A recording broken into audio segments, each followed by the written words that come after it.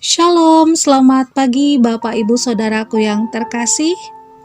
Senang sekali saya kembali dapat menyapa Bapak Ibu dalam renungan harian Gereja Kalimantan Evangelis Jemaat Epata Banjarmasin,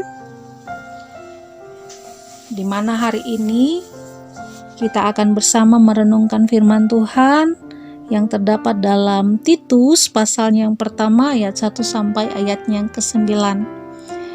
Namun sebelumnya saya mengajak kita untuk berdoa. Terima kasih ya Tuhan, karena Engkau kembali memberikan kami kesempatan untuk bangun di pagi hari yang indah ini.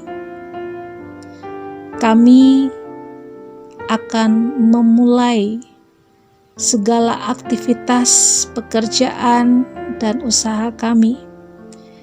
Namun kami hendak terlebih dulu diperlengkapi dengan mendengarkan kebenaran firman Tuhan yang terdapat dalam Titus pasalnya yang pertama ayat yang pertama sampai ayatnya yang ke-9.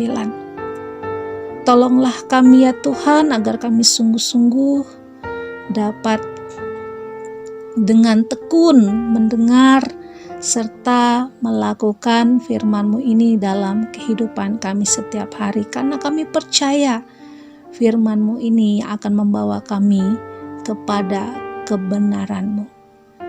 Terima kasih ya Tuhan, kami berdoa dan menyerahkan semuanya dalam tangan kasih Tuhan. Amin. Saudaraku, nas kita pada hari ini merupakan bagian dari surat Rasul Paulus kepada anak rohaninya yang bernama Titus. Titus dipilih dan ditugaskan untuk melayani jemaat di Kreta. Salah satu tugas Titus adalah mengatur apa yang perlu diatur dan menetapkan penatua-penatua di setiap kota. Pertanyaannya, untuk apa penatua-penatua ditetapkan di setiap kota? Yang pertama, untuk membantu pelayanan Titus. Yang kedua, agar penatua dapat memimpin atau mengatur jemaat dengan istilah pengatur rumah Allah. Titus 1 ayatnya yang ke-7, supaya jemaat menjadi hidup dan berkembang, tertib dan teratur. Selain itu, dapat memelihara atau mengembalakan jemaat. Kisah Para Rasul 20 ayat 28, dan menjaga kemurnian ajaran gereja. 1 Timotius 5 ayat 17. Untuk itu, Titus harus memilih penatua dengan syarat sebagai berikut. Ia dikatakan orang yang tidak bercacat,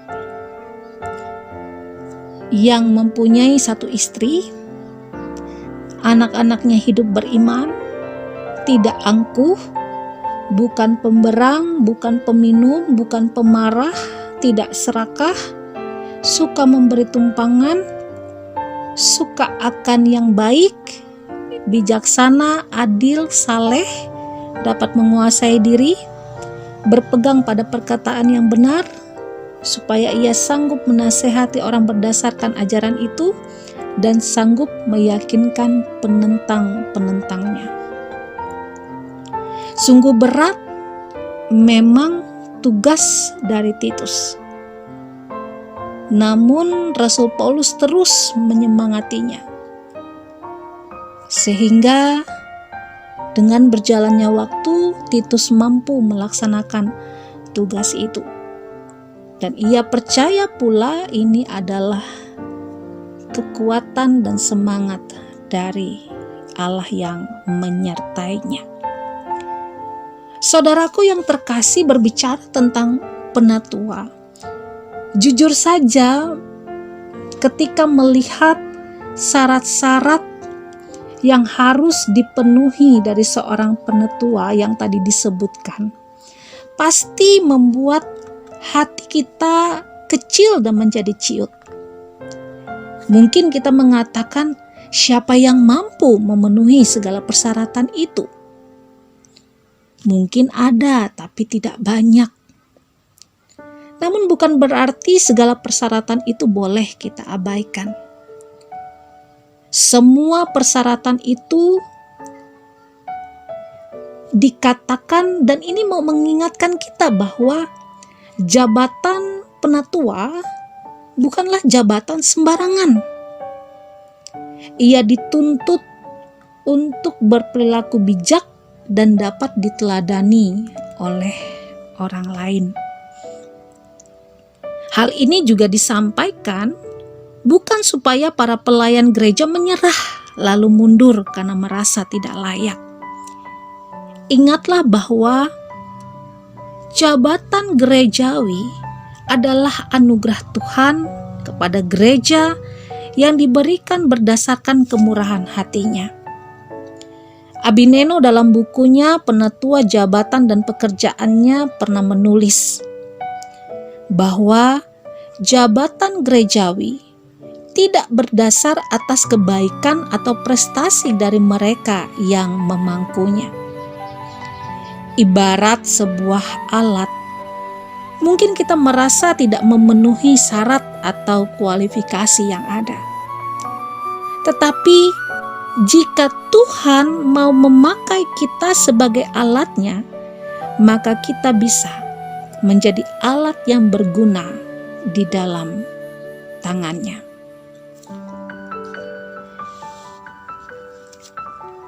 Rasul Paulus, Titus, dan pekerja-pekerja Allah lainnya merasakan beratnya tanggung jawab sebagai seorang pelayan gerejawi. Tapi mereka bisa melaksanakan itu. Nah, mengapa kita tidak? Memang berat.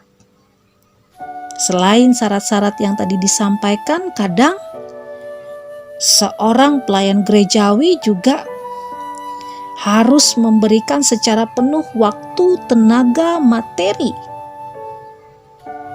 Dan kadang juga bisa lelah dan merasa tidak sanggup. Tapi ingatlah bahwa ini adalah pekerjaan Tuhan. Dan kita adalah yang dipilih dan ditetapkan untuk melaksanakan pekerjaan itu. Ketika kita dipilih, berarti Ia sendiri percaya kita sanggup melaksanakannya. Kita diutus, maka kita akan diperlengkapi oleh orang yang mengutus kita. Calvin pernah berkata, yang penting bukanlah apa yang kita kerjakan dengan kekuatan kita, melainkan apa yang dikerjakan oleh Allah melalui kita. Ingat, pelayanan kepada Tuhan tidak diukur dari banyaknya yang kita perbuat, melainkan dari kesungguhan dan kesetiaan kita melakukan pelayanan itu. Yuk, tetap semangat mengerjakan pekerjaan Tuhan, dan biarlah kasih karunia, damai sejahtera dari Allah Bapa dan Kristus Yesus Juru Selamat kita menyertai dan memberkati setiap hal yang boleh kita kerjakan. Tuhan memberkati, tetap semangat, jaga kesehatan, shalom.